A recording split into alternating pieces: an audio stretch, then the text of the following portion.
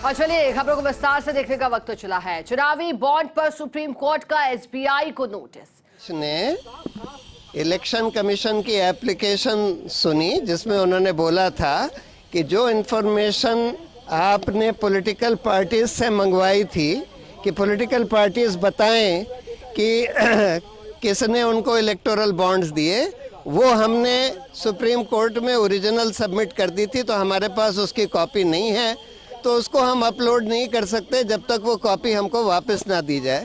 Court ने बोला अच्छा ठीक है, तो हम इसको डिजिटाइज खुद कर लेंगे और उसकी ओरिजिनल्स और डिजिटाइज कॉपी आपको कल तक दे देंगे और आप परसों तक उसको अपलोड कर दीजिए। उसके बाद कोर्ट ने खुद ये इशू रेज किया कि स्टेट बैंक ने जो इन्फॉर्मेशन दी उसमें जो बॉन्ड नंबर्स हैं जो हर एक जने ने खरीदे और जिस पार्टी ने वो बॉन्ड रिडीम करे उनके बॉन्ड नंबर्स नहीं दिए हैं। तो वो कुछ ऑर्डर पास करने जा रहे थे, लेकिन सॉलिसिटर जनरल ने बोला कि भाई स्टेट बैंक तो अभी है नहीं, वो पार्टी है नहीं, तो इसलिए उनको नोटिस इशू करे बगैर आप ऑर्डर मत पास करिए। तो उन्होंने स्टेट बैंक को नोटिस दिया है मंडे के लिए, और मंडे को इसकी सुनवाई होगी कि स्टेट बैंक ने बॉन्ड नंबर्स क्यों नहीं बताए, परचेजर के भी और जिसने वो रिडीम करे हैं उनके भी। सर, ये बॉन्ड नंबर से क्या पता चला? तो देखिएगा, वकील प्रशांत भूषण को आपने सुना। चुनावी बॉन्ड पर सुप्रीम कोर्ट का एसबीआई को नोटिस। दरअसल देखिए पूरा मामला आपको समझा देते हैं। सुप्रीम कोर्ट ने जब एसबीआई को आदेश दिए थे कि एसबीआई को 13 मार्च तक डेटा देना है, तो एसबीआई ने 13 मार्च तक डेटा दिया।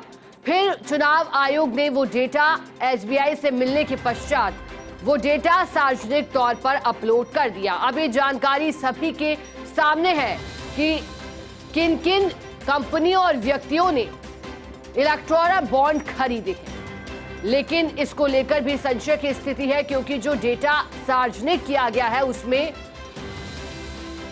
बॉन्ड के खरीदार तो है, बुनाने की तिथि भी है और खरीदारों के नाम भी है, लेकिन किस खरीदार के बॉन्ड किसने बुनाए हैं ये साफ नहीं हो पाया है, जैसा कि अभी वकील भी बता रहे थे। और ऐसे में चुनावी बॉन्ड पर सुप्रीम कोर्ट का एसबीआई को नोटिस मिला है। अब इस मामले पर 18 मार्च को अगली सुनवाई होगी। ये भी आपको जानकारी दे दें कि पार्टियों को मिलने वाले चंदे को लेकर के अब जानकारी मिल रही थी कि करीब 1334 कंपनियों और लोगों ने 16,000 करोड़ से ज्यादा के इलेक्टोरल बॉन्ड खरीदे हैं।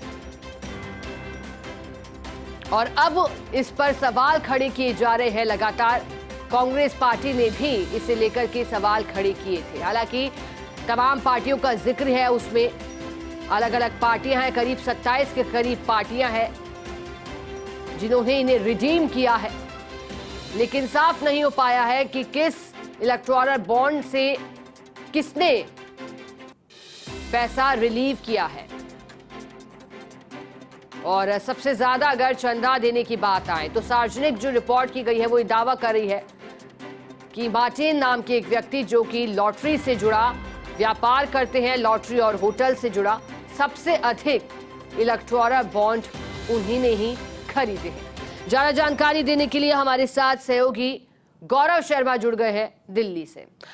गौरव, चुनावी बॉन्ड पर सुप्रीम कोर्ट का आदेश आने के बाद जिस तरह से एसबीआई ने पहले कार्य किया, फिर उसके बाद चुनाव आयोग ने, लेकिन अब फिर मामले में सुनवाई होनी है। आखिरकार क्या मामला रहा जिसको लेकर सुनवाई होनी है, क्या कहा जा रहा है मामले में? जी, मैं बिल्कुल आपको बता देता हूँ। रिसेंटली सुनवाई हो चुकी है और डायरेक्शन सुप्रीम कोर्ट की तरफ से जारी कर दिए गए हैं, जिसमें एसबीआई से नोटिस जारी करते हुए मंडे को अब हियरिंग रखी गई है। ये पूरा मैटर ये था कि जो इलेक्टोरल बॉन्ड एसबीआई द्वारा चुनाव आयोग को दिए गए और चुनाव आयोग ने जो वेबसाइट पर अपलोड किए हैं, उनमें कहीं पर भी इलेक्टोरल बॉन्ड कब खरीदे गए, किसके नाम से खरीदे गए, किसको दिए गए, ये सारी जानकारी नहीं है। ये सारी जानकारी एक कोड में बंद है, उस वह कोड एसबीआई द्वारा नहीं दिया गया है। तो वो मैटर जो है आज एक बार दोबारा रखा गया था सुप्रीम कोर्ट के समक्ष, और उसमें सुप्रीम कोर्ट ने ये कहा कि आपने इस पर जवाब मांगा है और इस पर आपत्ति भी जताई है कि एसबीआई ने ऐसा क्यों किया। साथ ही 2-3 मैटर और लगे हैं जिसमें चुनाव आयोग ने कहा है कि हमने जो डिटेल्स दी है वो डिटेल्स की कॉपी हमें वापस चाहिए। तो उसके लिए भी उन्होंने एक अपनी तरफ से एक पिटीशन फाइल की थी। इसके अलावा एसोसिएशन के सुप्रीम कोर्ट बार एसोसिएशन के आदिश अग्रवाल है, उन्होंने भी एक पिटीशन फाइल की थी जिसमें इलेक्टोरल बॉन्ड मामले में राष्ट्रपति से संज्ञान लेने के लिए कहा था। तो कुल मिलाकर 3-4 कुछ याचिकाएं थी जो एक बार दोबारा ये मैटर आज रखा गया, लेकिन सारी जो मैटर्स है अब मंडे को इन पर हियरिंग होगी। फिलहाल एसबीआई को ये डिटेल देनी है और ये कोर्ट संबंधी डिटेल देनी है, उससे संबंधित जो नोटिस जारी किया गया वह महत्वपूर्ण है, जिस पर सोमवार को सुनवाई होनी है। जी ठीक है गौरव, बहुत शुक्रिया आपका साथ जुड़ने के लिए, जानकारी के लिए।